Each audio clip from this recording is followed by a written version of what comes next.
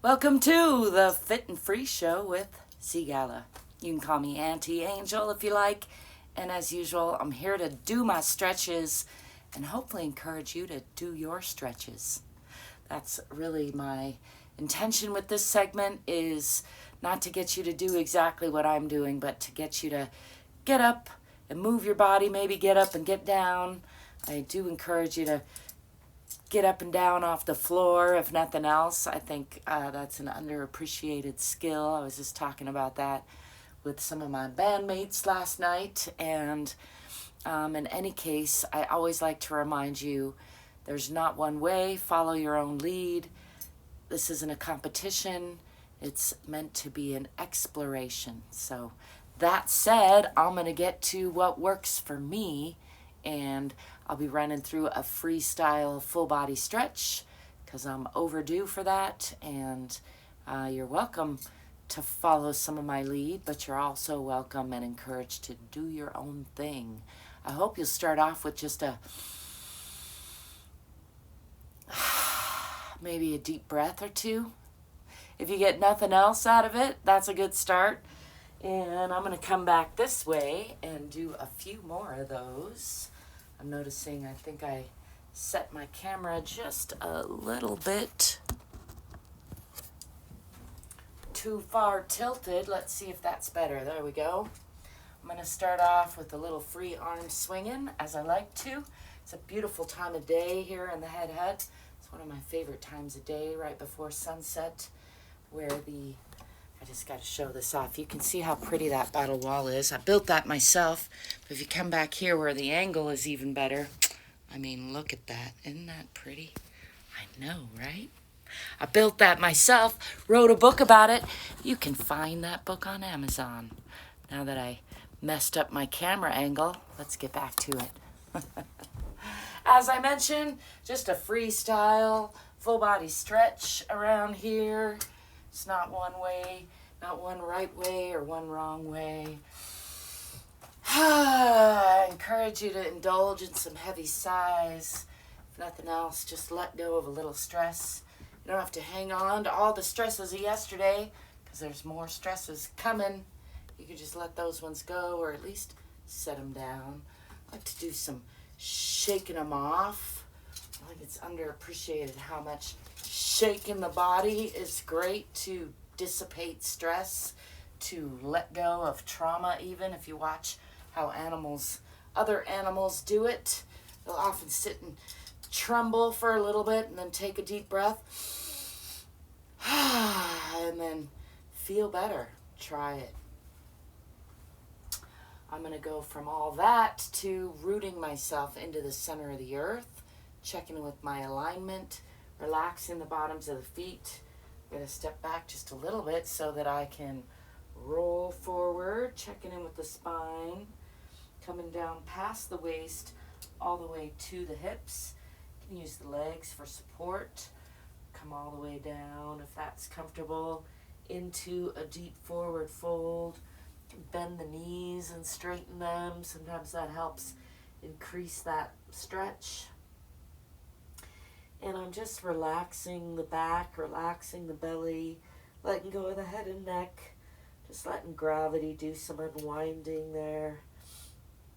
I got a little bit of congestion. It comes up as soon as I bend over like that. Got a mosquito, the proverbial mosquito. Is it proverbial? I don't know why I said that. Anyhow, a mosquito in here to make things exciting. And I'm going to bend the knees, swing the arms back, come into a counter stretch, lifting the eyes, arms, and chest to the sky, coming into a little bit of a back bend, just checking in with the body, and then bringing the hands down in front, rolling the shoulders down and back, and again checking in with the alignment in Tadasana or mountain pose, relaxing the bottoms of the feet, relaxing the hips and making sure they're over the ankles, rolling the shoulders down and back just a little bit, and then relaxing them so they're over the hips, lengthening the back of the neck a little bit, making sure the ears are over the shoulders, pressing the palms together. And I'm going to bring these palms out while keeping those shoulders down and back, and keeping my focus on those fingers. Step back with that left foot into a moderate lunge. I'm just adjusting as need be to find stability there. I want to make sure I can see my toes past that front knee, and I'm pushing into that back heel, and I'm pulling these hips onto the perpendicular line by pulling that back hip forward and the forward hip back, making sure my parallel feet are enough apart that I don't topple over. If possible, whenever I say don't topple over, my body likes to get funny about it and topple over. So if you do topple over, make sure and bend your knees and roll with it. I'm mostly joking, but also not entirely. Again, rolling the shoulders down and back. In case I forgot to mention, I'm silly. If you didn't figure that out already, it's okay. Indulging in a nice heavy sigh or two here, and just feeling into that stable position. Pulling the hips onto that perpendicular line. Keeping my focus on my fingertips. Relaxing and dropping the shoulders. Just sinking into that nice sturdy warrior pose. Indulging in another heavy sigh or two. I'm going to shift onto the diagonal line, leaning forward a little bit and feeling for that line out the heel, through the spine, out the fingertips, making sure not to crunch those shoulders up, still pulling those hips onto the perpendicular line.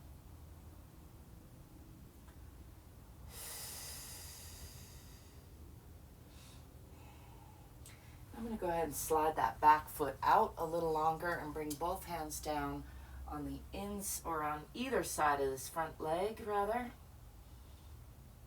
And then I'm going to move them onto the inside of that front leg and come into what I like to call an aeroplane pose. So I'm shifting that back heel onto the perpendicular line, and I'm lifting the left arm as I have my right arm and leg against each other for torque and support.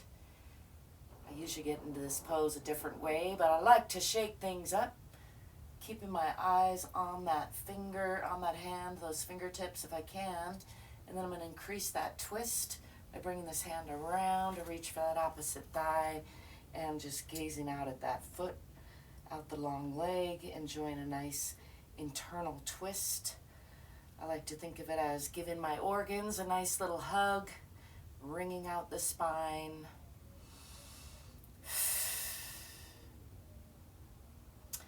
And then I'm going to shift onto that back toe, again on the perpendicular line, and bringing both hands on the inside of that front foot, spreading the fingers wide, bringing weight onto the hands and bringing that front foot back, pushing into what's called Adho Mukha Asana, or downward facing dog.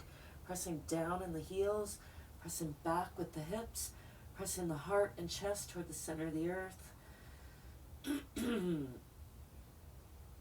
Trying to clear the congestion. I got a nice long line from the fingertips through the spine out to the tailbone. So I'm tipping the tailbone just a little bit. Helps to relax the belly. Increases that stretch at the backs of the legs.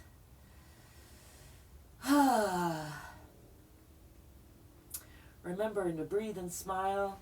And then I'm going to swing the body forward through a chaturanga or a plank pose. I'm going to walk these hands forward just a little bit and drop the hips, drop the knees, let go of those toes, and lift the chest and eyes, pressing through the palms, really stretching the front of the body now from the pubic bone out the chin. It's a nice long stretch, really trying to relax the belly, relax the back.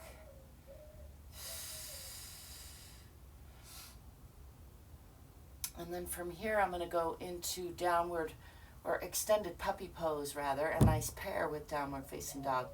Pushing back till I'm about at a 90-degree angle with the lower body, and then sliding these hands out, bringing the forehead down toward the floor, coming into Uttana Shishosana, or extended puppy pose.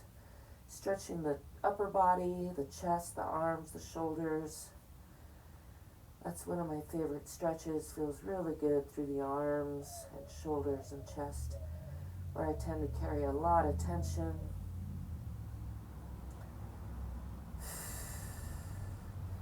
Just relaxing the belly there too and sliding those hands out a little bit more, a little bit more. Just again letting gravity do the work in that regard, just trying to relax into it. Sliding those fingertips out a little further, a little further.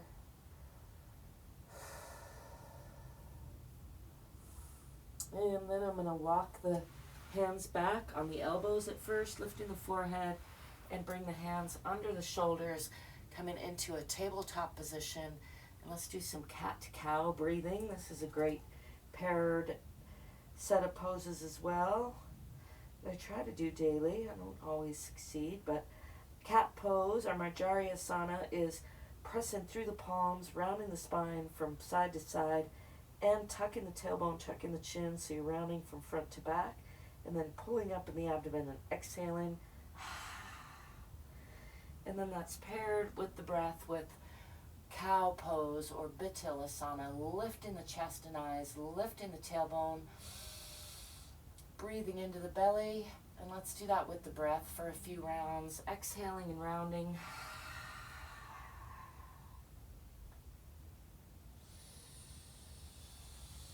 Inhaling and lifting.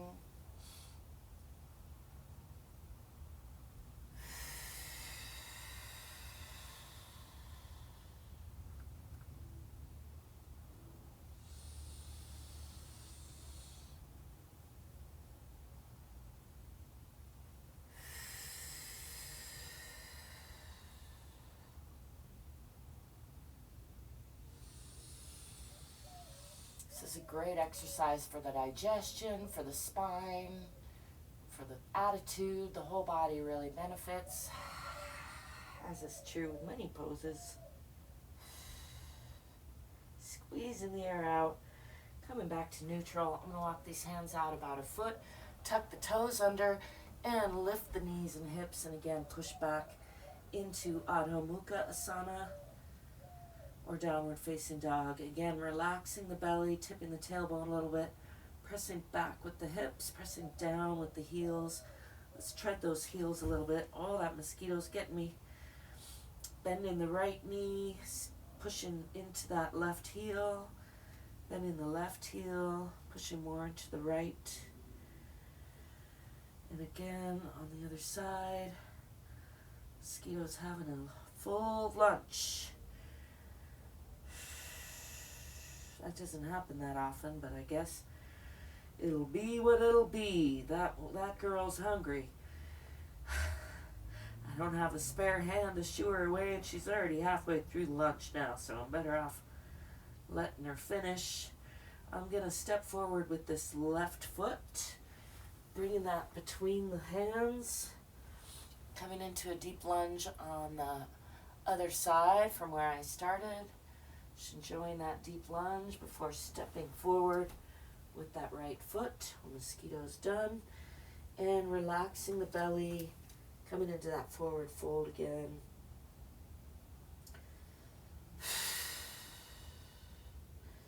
Just letting go of the head and neck, letting go of the spine.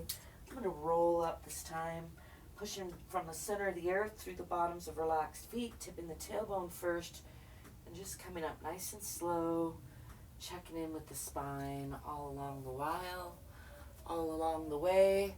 I'm going to lift the chest, arms and head to the sky, eyes to the sky. Again, pushing the pelvis forward a little bit into a moderate back bend. And then bringing the hands down in front into Tadasana, or mountain pose. Again, checking in with the alignment, making sure everybody's relaxed and stacked on top of each other. I like to imagine I'm being held in gentle traction between the center of the earth and the center of the sky somewhere. And then I'm going to extend these fingers again, rolling the shoulders down and back, and step back with the other foot now, stepping back with the right, coming into that moderate lunge again, and again pulling the hips onto that perpendicular line, pushing into that back heel, Checking that I can still see my front toes past that bent knee. I'm trying to keep my focus on those fingertips, which helps with balance. And just adjusting accordingly so I can find that nice, stable feeling warrior pose. Shoulders are relaxed, but a little bit rolled down and back. Feet are relaxed as well, nice and stable. And then I'm going to push onto that diagonal line again, maybe lengthening that lunge just a little bit, looking for that diagonal sensation from that back heel through the spine, out the fingertips, still pulling those hips onto the perpendicular line.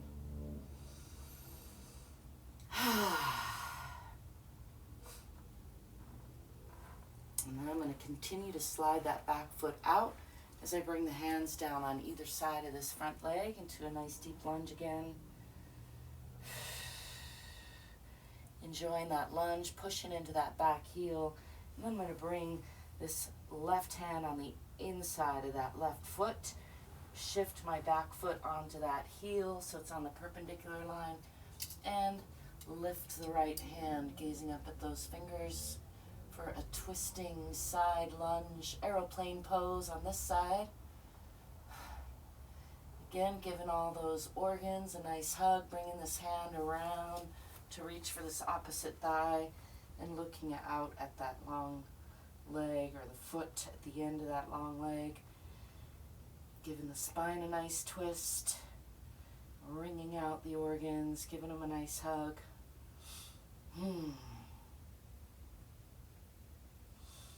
Just enjoying that for a breath or so.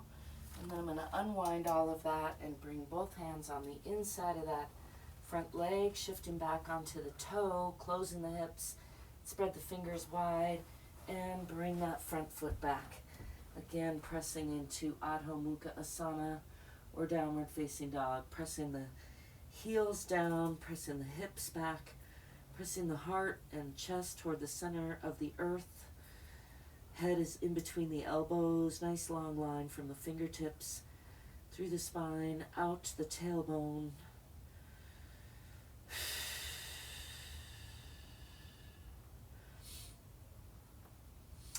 And then I'm going to swing the body forward, coming into a cobra pose, dropping the hips, dropping the knees, letting go of the toes, and lifting the chest and eyes, pressing through the palms, stretching from the pubic bone all the way out the chin.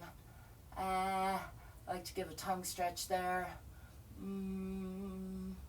Again, stretching the chin toward the sky.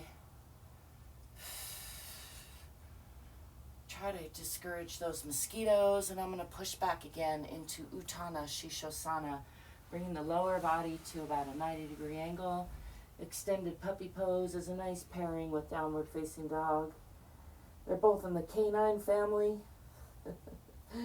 Bringing the forehead down and just continuing to extend those hands out and out. A little bit more, a little bit more, a little bit more. Relaxing the belly. Getting a nice stretch through the shoulders, through the chest.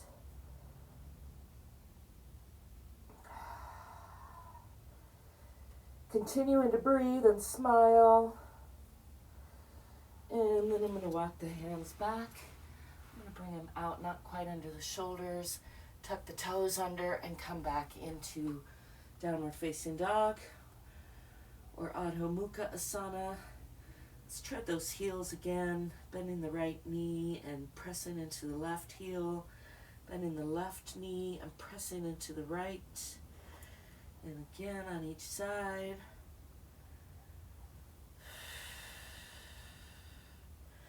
And then pressing back into both heels, pressing those hips back. Relaxing the belly, tipping the tailbone a little bit. Then I'm going to swing that right foot forward in between the hands, adjusting as need be to come back into that deep lunge, pushing into that back heel. Hands are on either side of that front foot. Feeling good. I'm going to step forward with that back foot and come again into a forward fold, just hang in here. Maybe bend and straighten the legs a couple times again. See if I feel a little more limber than I did when I started. I think I do. It's a good feeling.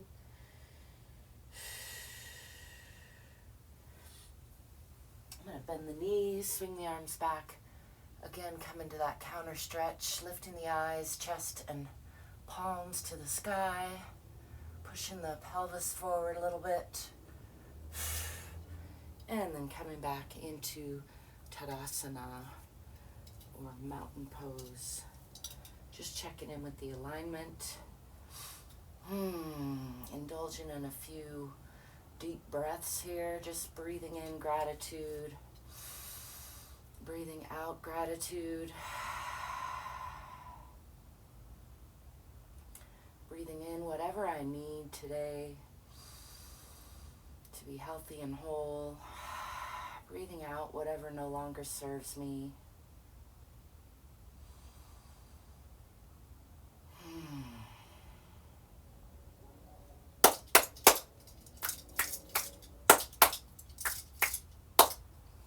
I like to do some clap snaps to check in with my nervous system. Top that off with another little round of free arm swinging and call that a good full body stretch.